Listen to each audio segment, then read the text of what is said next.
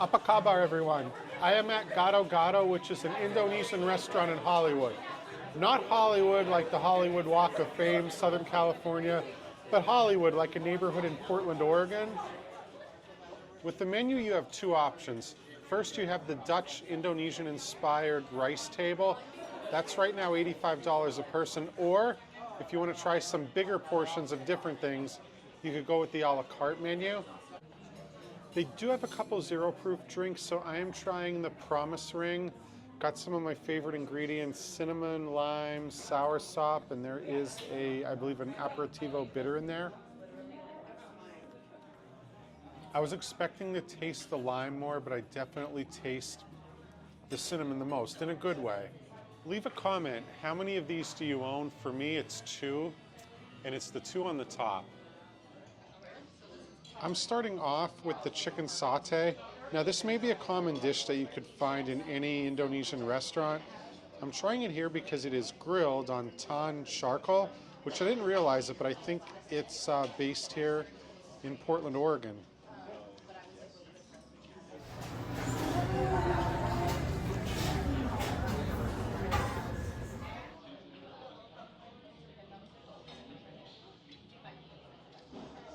All right, the meat's very tender. The peanut sauce is a little bit spicy. I wonder if the other dishes are gonna follow suit with that.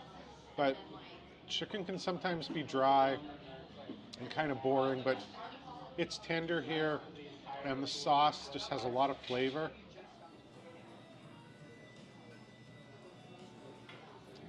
Now this is the dish I was most excited to try when I looked at the menu before I came. This is the soft shell crab rojak salad.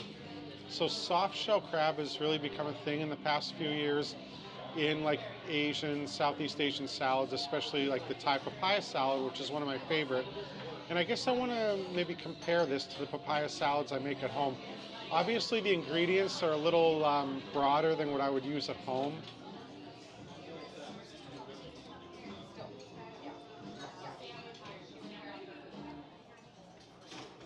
Well, this rojak is definitely more complex than the chicken satay.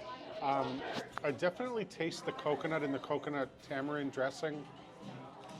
A little bit of citrus, but also it's spicy. There are chilies in there, which I was not expecting. The soft shell crab to a minor degree, and the macadamia nuts to a larger extent. They definitely add some crunch to this, so I would have to do some shopping if I was going to try to recreate this at home. But I would definitely love to try. These sambals, the 4 of them, make up the sambal flight. For my entree, I'm having the Sumatran style beef rendang. So this has Oma's rice, which has coconut, turmeric, pandan, and shallot. The rice is plant-based, but this is brisket, and then some pickled vegetables, and these little shrimp chips here too.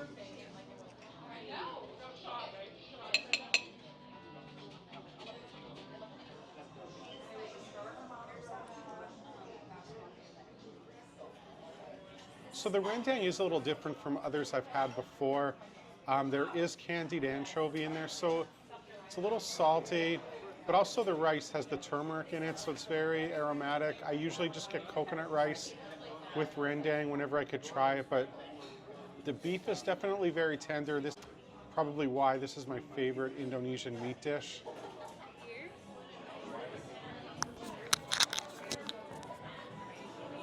So these are the orange cardamom apple cider donuts.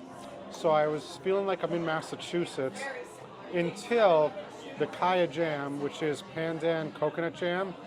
If you've ever been to my old neighborhood, the Lower East Side of Manhattan, you could get this from a place called Kopitiam.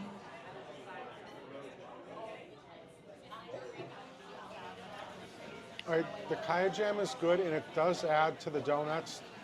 But if you try them by themselves, they're pretty good as well. They're very, very crispy on the outside.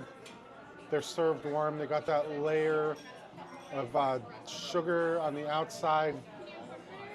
But I mean, this is like kind of a sugar rush after dinner, I'll say. But leave a comment. Have you ever had kaya jam? To me, it's one of my favorite things. I enjoy it more than any other kind of like peanut butter, almond butter, and I just wonder why it's not more popular.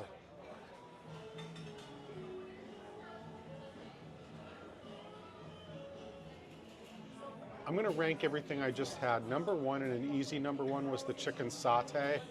Loved the chicken. It was so good, tender. You almost didn't really need the sauce, but of course the sauce really is why you order it almost. Number two, I would say the beef rendang. You can never go wrong with it. I've pretty much never had a rendang I didn't enjoy.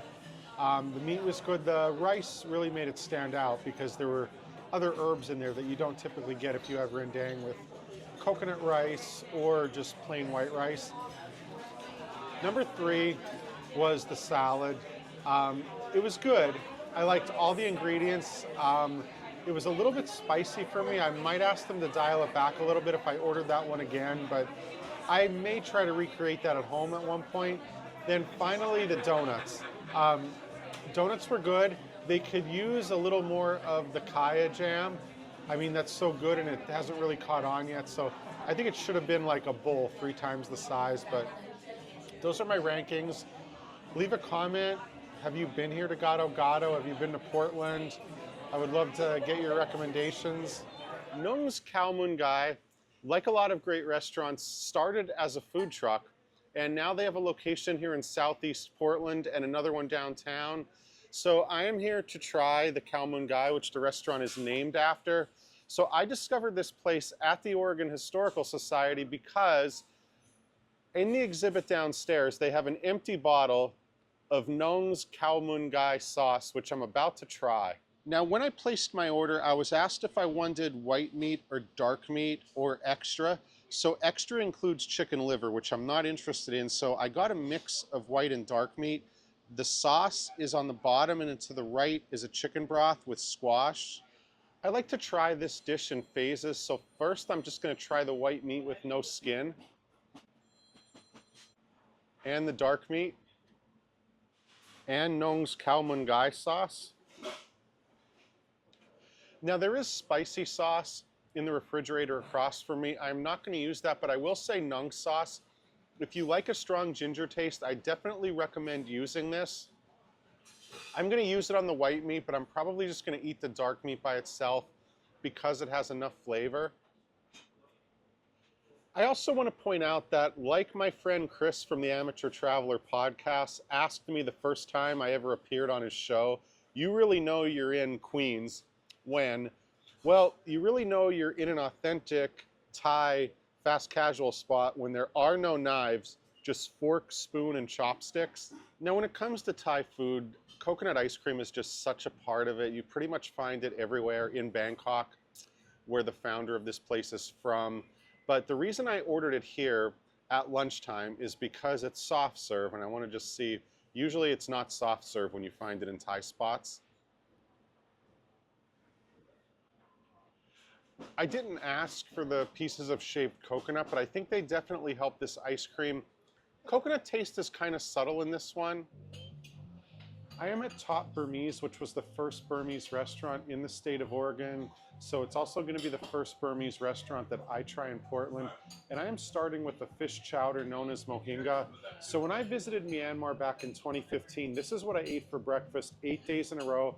I would always get this from the local street vendors every morning. It's usually made in the United States with tilapia, and that's how it's made here. It always comes with lime juice, usually a hard-boiled egg, and these little crackers here.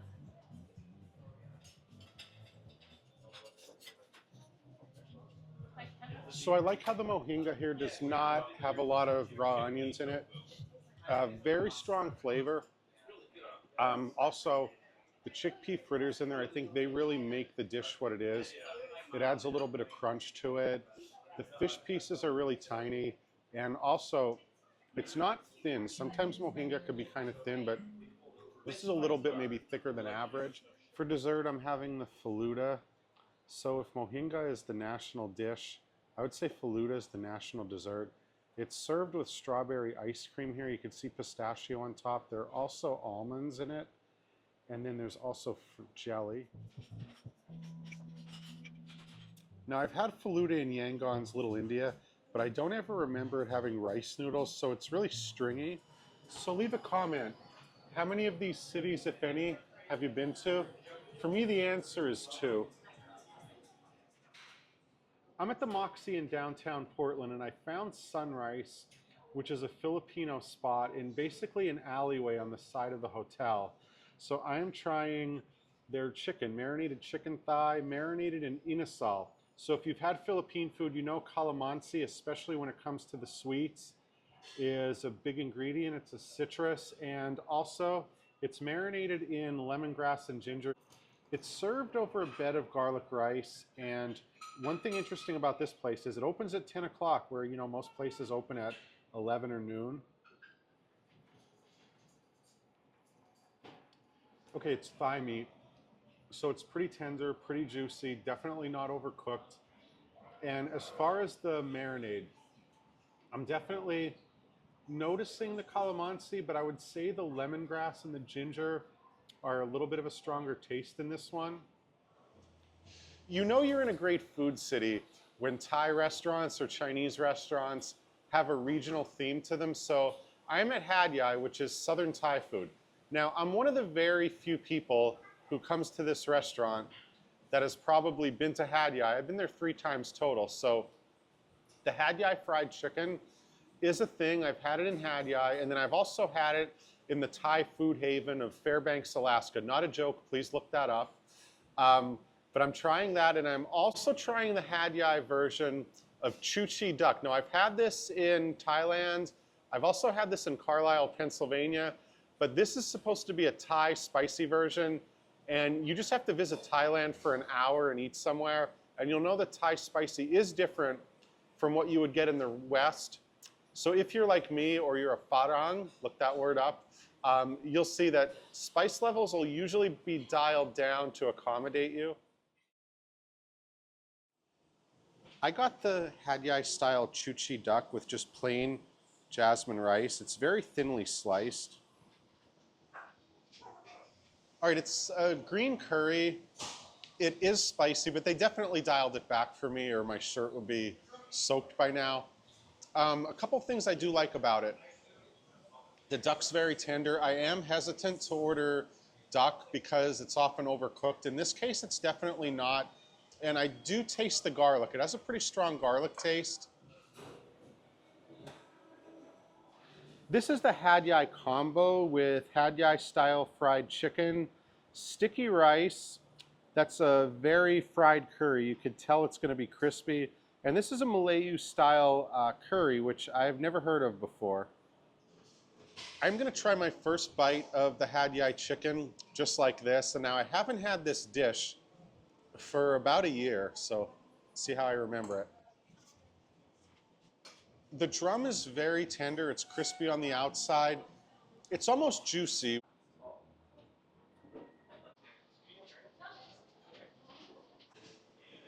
The Had Yai combo comes with roti. The roti's pretty dense. There's a sweetness to it, which I was not expecting. And then the Malayu curry, I was told there's fish sauce in it, but I don't really notice it. Definitely creamy. South of Thailand, so very close to Malaysia, so I'm sure there's some influence there. Burma Joy is a Burmese restaurant in the Nob Hill section of Portland. So I was told that this section, Nob Hill, got its name from the area in San Francisco, where I stayed in San Francisco my 2 previous visits. I guess it's supposed to look similar, which I'll find out soon. So this is rare. Our food is being delivered by a robot, but I believe we do have a server that's going to bring it to our table. The coconut beef, some rice. First, I am trying the Papawati coconut beef stew. Now, I've had the Burmese beef curry dozens of times over the years, but I want to try this because this is Grandma's recipe. So the owner's grandmother used to make this, and I believe they started selling this dish from a food cart in Portland. So anytime I see Grandma, that kind of makes me at least curious as to what it's going to taste like. All right, so the curry's creamy, which I expected. There is lime in there. That's kind of subtle. It takes like 3, maybe 4 seconds to taste the lime. Don't notice the paprika so much. Ginger and garlic, those are kind of subtle as well, but it's a really interesting balance with this dish. And this is the cow soy. Now, when I saw cow soy on the menu, I had to try it. Some Burmese restaurants, especially if they're in smaller cities, they tend to have dishes from bordering countries, Thailand being the main one. So I've always thought of this as a northern Thai dish, but I want to try their version of it. If you watch my videos, you know this is my second favorite Asian noodle dish.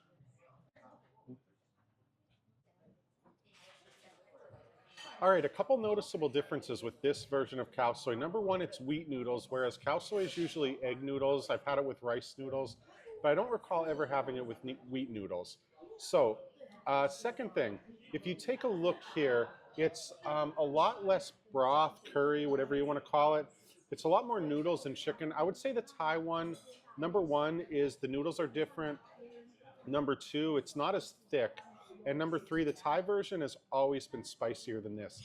If you don't add any spice to this, it's pretty much mild. All right, while I enjoyed both dishes, I came here to try the curry, try Grandma's recipe. I think I have to give the edge to the cow soy though. It's a little bit of a different presentation. I prefer mild to spicy. So if I came back here again and I could only order one of these two, I may do the cow soy.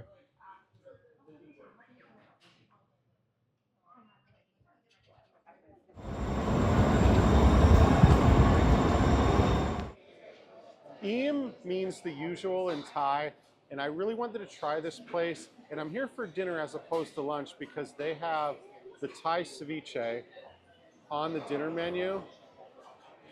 It's in a yuzu namjim with black garlic and cucumber, so I'm expecting it to be citrusy.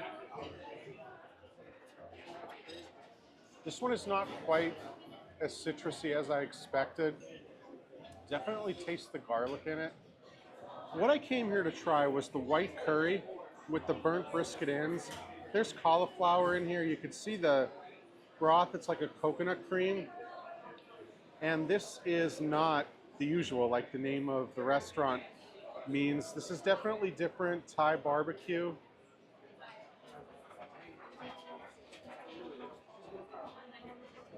The meat doesn't look overcooked, which is a good sign.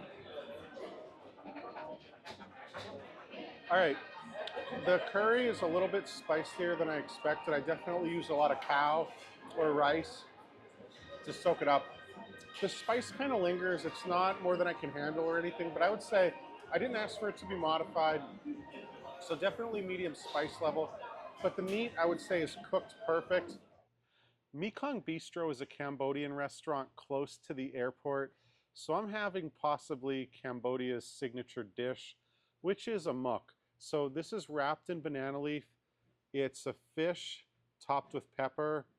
You can see it's very juicy. It's over a bed of spinach. And I've had this dish several times. A muk doesn't necessarily have to be a certain fish. Today it's swai. And these are Cambodian herbs. This is kind of similar to Lao Mokpa, but the herbs are Grandma's recipe, and I met her. That's what led me to ordering this. She just made this, and I believe she's near 90 years old and still active in the kitchen. This is the first time I've had a muk with this fish. It's topped with coconut cream, so it's a little bit creamy, but you could also taste the herbs. There's some dill on there. It's over a bed of spinach, but this is a good entry-level dish because it's not too spicy. Flavor's not overpowering, but they do have prahok on the menu. So I do recommend if you're really looking to experience something that's not necessarily for Western tastes, try the prahok. It's also known as Cambodian cheese. Mekong Bistro was not on the list of restaurants that I planned to try when I knew I was coming to Portland. I discovered this place at the Oregon Historical Society. There is an exhibit there about genocide survivors, and one of them was a gentleman by the name of Saran Kud, who owns this place, Mekong Bistro. He fled the Khmer Rouge with his mother after his father was killed. They ended up here in Portland, Oregon, and there's a book about it that I want to plug here. I Live to Tell the World, which tells the stories of multiple genocide survivors. He's one of them. So by the way, I want to mention that his mother, that he fled Cambodia with, made the amok that I had for dinner tonight. And Mekong Bistro also has this performance space, so it's kind of like a banquet hall with the stage. If you've ever been to Lowell, Massachusetts, you'll see multiple venues like this that are very important for local Cambodian communities.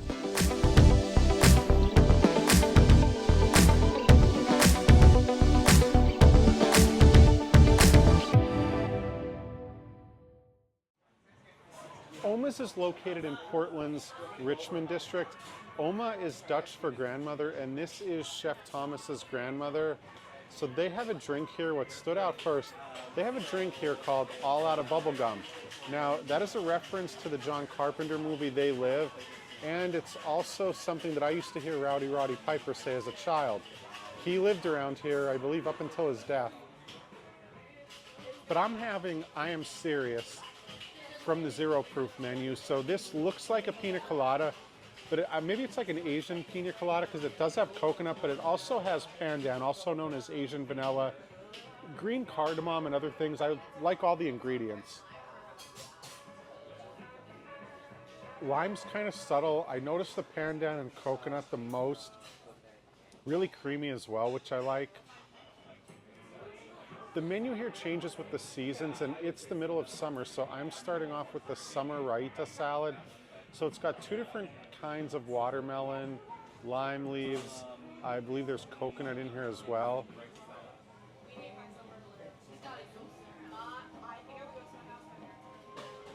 This salad is very refreshing. The chili crisp adds a little bit of spice to it.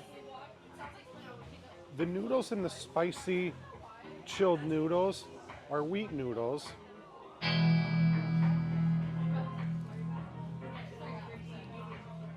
All right, the spicy noodle salad is actually not that spicy. It's very refreshing in the summer, being cold. So it's chilled. Really like the noodles. Don't really taste the seaweed from the nori vinaigrette much at all in this one. I'm having the charcoal grilled young chicken. It's cooked with tan charcoal, which I believe is based here in Oregon. And it also has this Malaysian creamy coconut sauce, one of the main reasons I ordered it.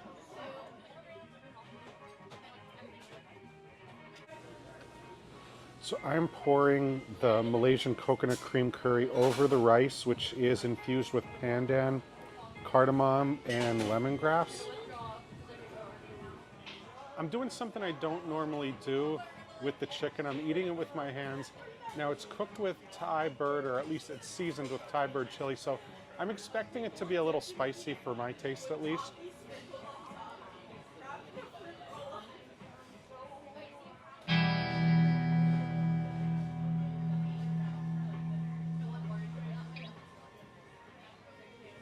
All right, the Malaysian coconut cream curry is very mild, but the chili on the chicken itself is pretty spicy. You could eat it by itself. There's enough flavor. Now the brioche is fried, so it sort of sticks together. That's kaya or pandan jam. And these little balls, these are Captain Crunch.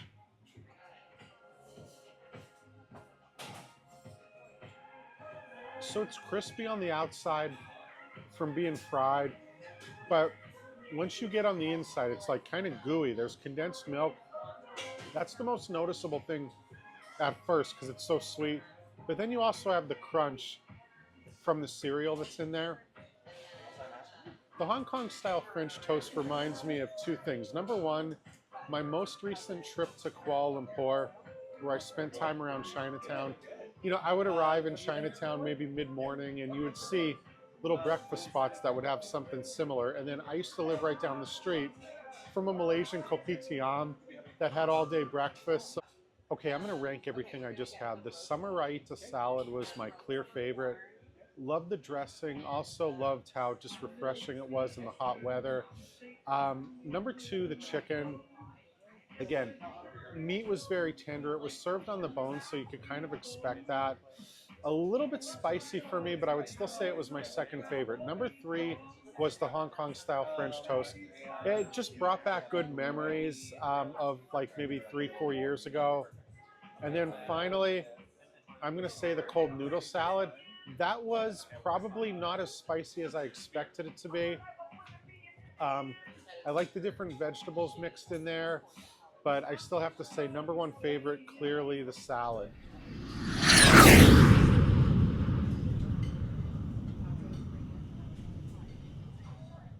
Thank you very much for watching. If you like this video, please subscribe. I got more trips coming up soon. I have San Francisco and Sacramento. First time visiting those two cities in 11 years. I'm also going to be heading up to Westchester County, New York, and then I'm heading down to Baton Rouge, Louisiana. It's going to be the first time I've ever visited there. Selamat tinggal. Thank you very much, and I look forward to sharing more videos with you soon.